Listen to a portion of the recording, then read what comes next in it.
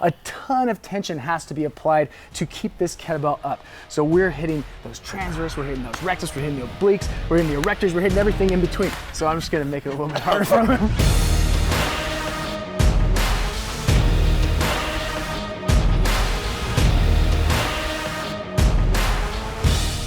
So many ab workouts, but we've got your kettlebell ab workout here. All you're gonna need is a single kettlebell, and we're gonna do a few different things with it. So I've got my model here who's got a nice strong midsection, but most of the time, what do most people do when they're doing ab work? They do some spinal flexion. They're just laying down, they're folding in, but we wanna do a few different things. We've got a lot of different moving parts here, but we also wanna be able to focus on some bracing. So we're getting everything from that nice sexy six-pack abs to those transverse to everything in between. So we're gonna focus on the entire core, the nice trunk that's gonna focus on stability. So we're gonna start off with bottoms up position.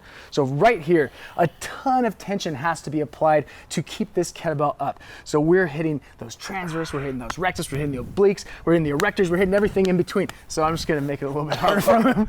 So from here now, what else is we're focused on is contralaterally. The opposite side has to fire, so that way he doesn't just fold and fall onto one side. So we're getting a lot of bang for our buck with just this hold. So now we're gonna make it a little bit harder. We're gonna march. So we're gonna get those knees up nice and high. So we're getting those hip flexors, we're getting a little bit more ab work in there. So this is gonna be movement number one. So this is the bottoms up march. So you can do this if you have some space, you can walk, you can work laterally, you can move in many different directions, you can speed it up, you can slow it down. And we're getting a lot of engagement, but some upper body engagement as well. Next exercise, so go ahead and bring it overhead. We're gonna get some rotation in here with the windmill. So from here, keeping that bell overhead, assuming you have the requisite shoulder mobility, we're going to get into this hinged rotated position. So we wanna avoid flexing, so rounding at the back, but we're maintaining that extension through the spine as we rotate, as we hinge back, and it's gonna come right back up. So we're getting, again, not just those six-pack abs that you're gonna see on those infomercials. We're getting some useful work here on our core, as well as some shoulder stability, as well as some hip strength, glute strength.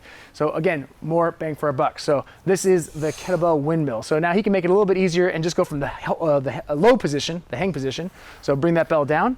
So same foot position, he's gonna hold it with the other hand. So if you don't have that mobility overhead, he can just focus on that rotation and hinge, and we're still getting the same tension on the muscles that we're looking for here.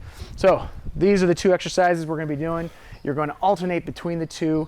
For the bottoms up march, keep it nice and simple. Depending on the weight that you have, at least 30 seconds, but if you gotta go lower, you can go to 15 seconds, you can extend it to a minute. You can extend it as much as you want.